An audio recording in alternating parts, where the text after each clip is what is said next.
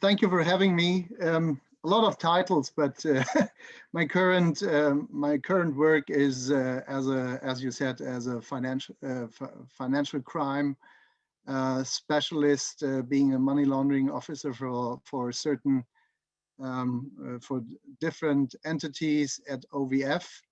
But today I like to talk, and that's really something um, I really adored what Natalie was saying, because Natalie was talking about governance and how to build up let's say, a responsive governance structure. I like to turn it around and want to explain what you maybe not do if you're building up governance structures, especially in the anti-money laundering programs and anti-financial fraud programs. So yes, thank you for the introduction. First, what's really important, it's my personal opinion about things. It's not the official statement of my company, that's for sure. So as you all know, there are a lot of scandals out there for the few years. You heard about big scandals in Scandinavia, all the money laundering schemes going on there, and the massive fines have been given by different regulators to very big organizations in the past. So the question is, if we have a certain governments and if we have mature AML programs, so how does it fit together? So how can it be that we still have such huge scandals? In my time as a consultant, I experienced a lot of, let's say, different ways how to set up governance schemes, and I want to share some observations with you. So if there are still scandals, so we should think about the governance structures, and therefore I'm so grateful that Natalie was explaining how to do it, and maybe I can get into details. So I'm a little bit focused on the EU. Sorry for you guys being in other parts of the world, but of course, as you know, a lot of regulations is going on. It's continuing. We struggle as financial obliged persons, whether you are financial institutions or insurance companies or other obliged persons. It's very difficult to catch up, and it costs a lot of money. And based on my experience as a law enforcement officer, I'm really questioning if you really tackle the problem. Sometimes it's just still, even they pretend it's not no more rule-based. You have to approach. You have to have a risk-based approach. I doubt it sometimes. So a lot is going on. So EU is now thinking about a new framework, a 6-pillar action plan. So let's see what's coming. However,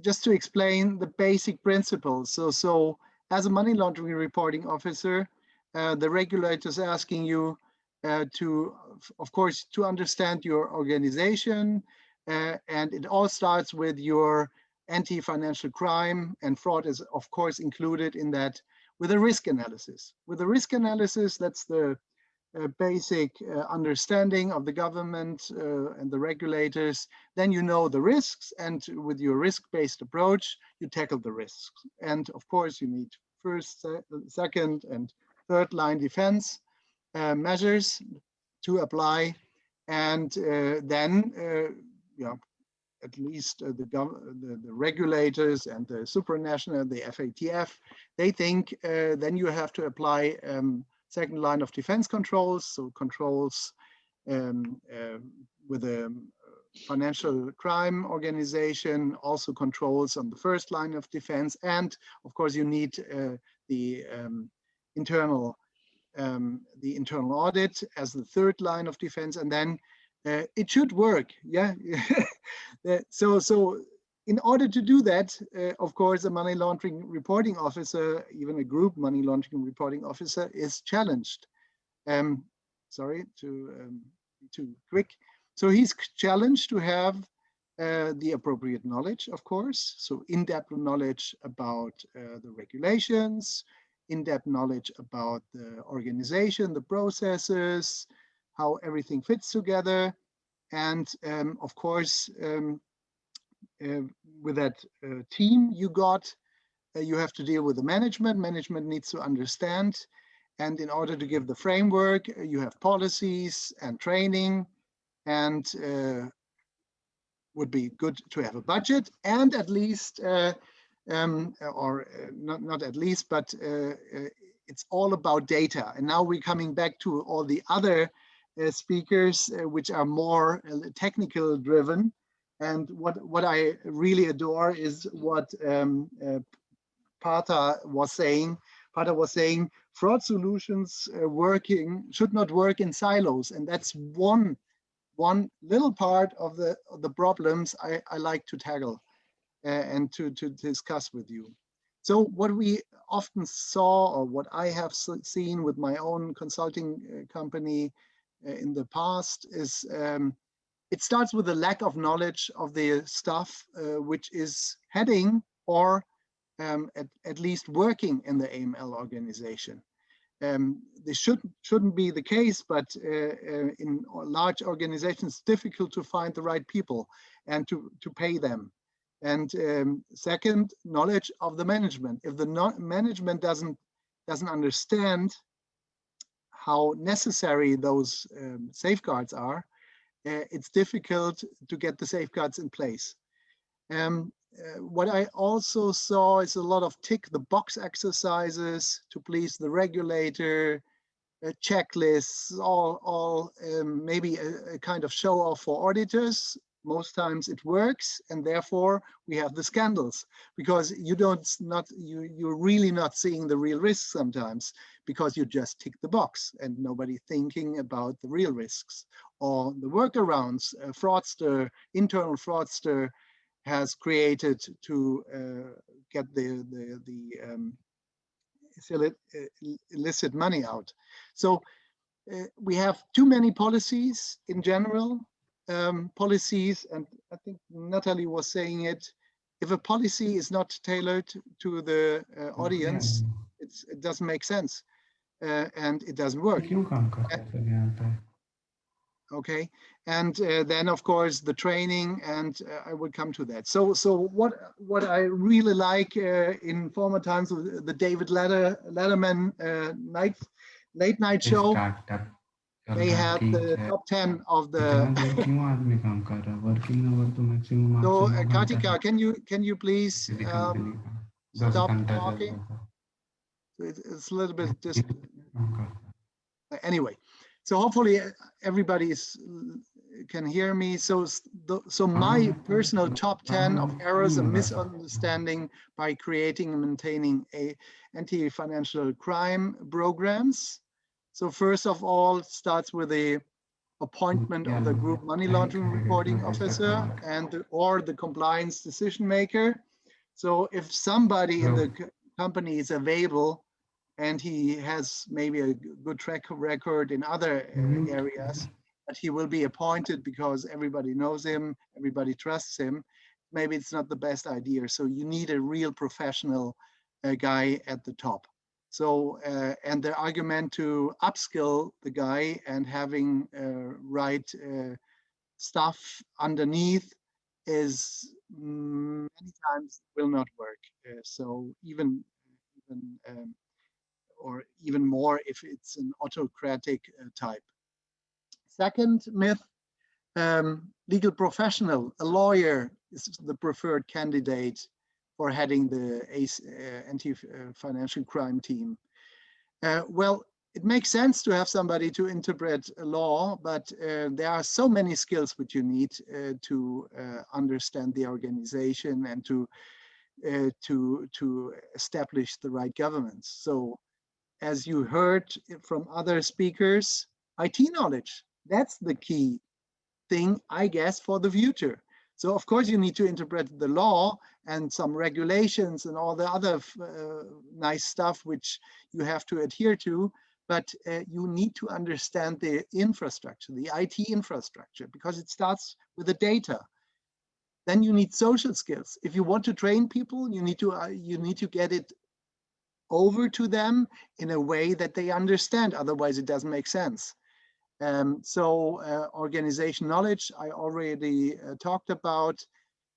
Audit knowledge, it's all about controls nowadays. So of course you need to do controls, and that's something regulator is demanding from you.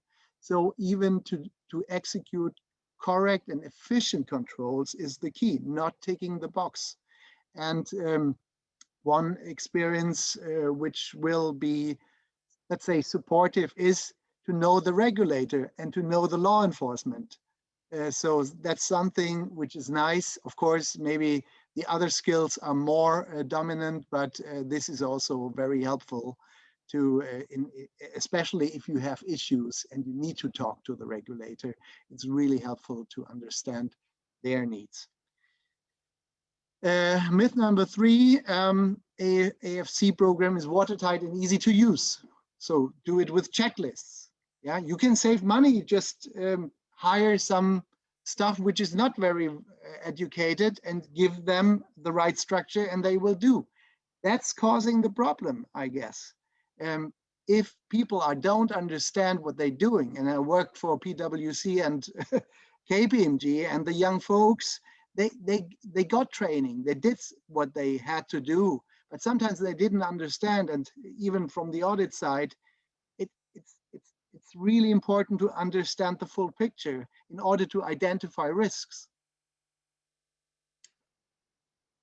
Myth number 4, policies and procedures shall cover all angles for all stakeholders.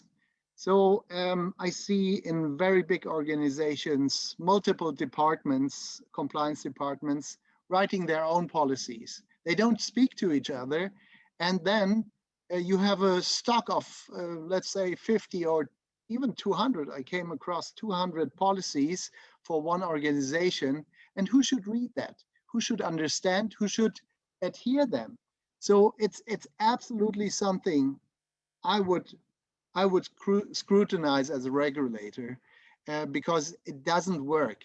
And the intention of those who are creating those policies to make them fit for all the purposes, demonstrating that you got everything in place for all the stakeholders, it's not working. You need to customize those policies to the audience. Myth number 5, fraud prevention needs to be organized in a different department. That's also a big fight, even I had as a consultant. So it's a legacy. Sometimes it's legacy. Sometimes it's just that departments are fighting with each other for power. It doesn't make sense. You have to get all the dots together. So I really adore the approach of the German regulator. I don't adore everything what they're saying for sure, but they have in their banking law that the money laundering reporting office is also responsible for anti-fraud prevention of fraud. So even you got some departments, and it's really, there are good arguments to have different departments, different kinds of tasks. But in the end, everything needs to come together, and we are dealing with the same data. So again, it's an IT perspective which has been, by the way, stressed by other speakers as well. So something I encourage to think about. Fraud prevention needs a separate IT monitoring system. Of course not. It depends on the fraud. It depends on the data you use. Of course not. There is no one system for all. That's for sure. But think about if you have anti-money laundering systems in place. Some IT providers like to sell other modules. Or you have to question it. Of course, rule-based systems, they can do both. but rule-based is old-fashioned. Maybe there are some algorithms which can fit for different purposes, and I want to encourage especially the compliance officers and the money laundering reporting specialists with IT knowledge to really question it if you shop for systems. Myth number 7: in case of breaches of employees, this issue or the breach can be sorted out without real consequences. Yes, that happened many times. Even I was consulting. It's very frustrating. They just gave the guy a severance pay, and he was off, starting with a new bank, new financial service firm, and this is something which is undermining every government's and every safeguard you want to apply. So it's difficult, especially if it's a guy in the management, but the tone from the top of the management is key, and zero tolerance will contribute to improve the organization and that staff is adhering to. Myth number 8: with introduction of obligations to obtain information from beneficial owner registries, I think, because that's not only EU, it's driven by supranational organizations. FATCA is also recommending, so I think it's the same in the US or in other areas in the world. So it's great that there is more transparency in terms who is owning, who is controlling corporates. So of course we have a lot of black spots in the world, and we need to close it down.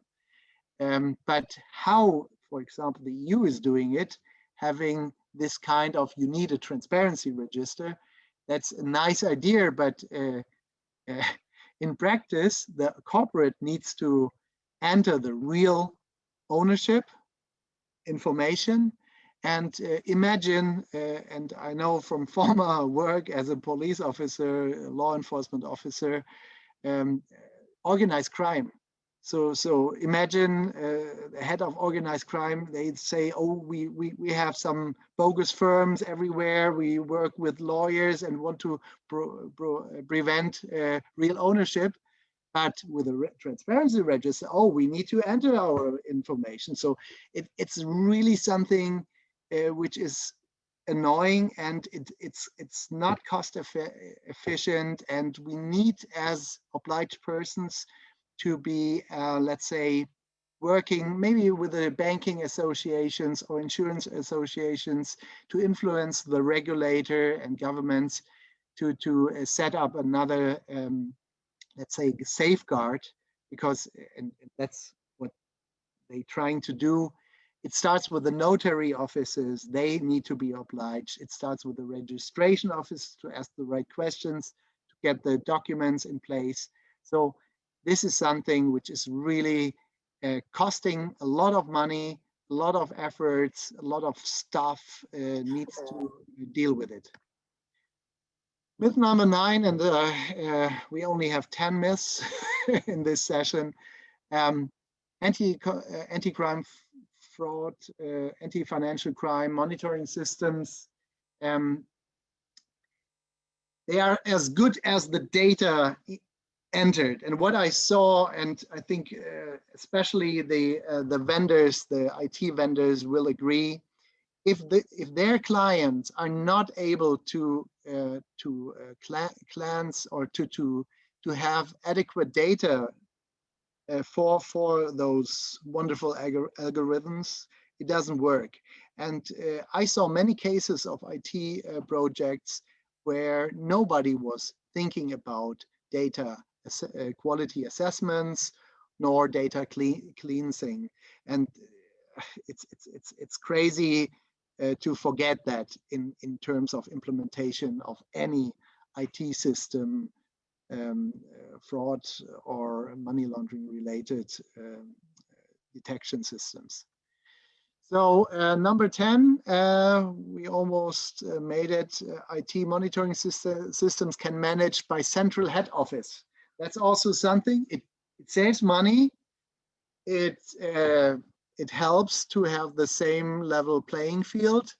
But as the regulator is challenging the local money laundering reporting officer to have full control over the systems, it is sometimes very difficult to explain to the regulator that you have the full control and you know everything, what the system is doing, and how you follow up on that, how this is connected to your risk analysis.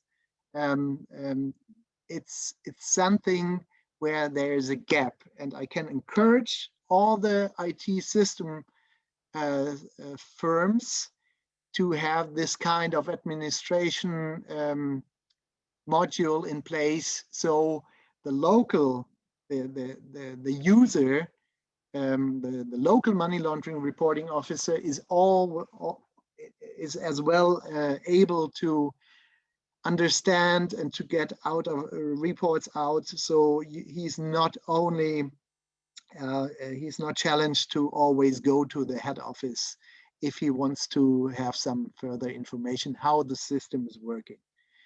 So, and the conclusion is, during my, I think it's almost 30 years in that business, it hasn't changed too much. So it's very, we have a lot of basic principles. Think first before you put safeguards in place.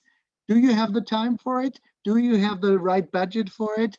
Is the management understanding what you're trying to achieve and how they will be supported with, to protect them? Very difficult. Still, it's very difficult, especially in those COVID times, with a lack of revenue and difficult to maintain the turnovers. So, do I make it better than others? No, I learned a lot in my career, and I'm still fighting. But maybe those ideas and let's say difficulties to share with you, maybe it helps to fulfill your obligations and to make your life easier. So thank you very much.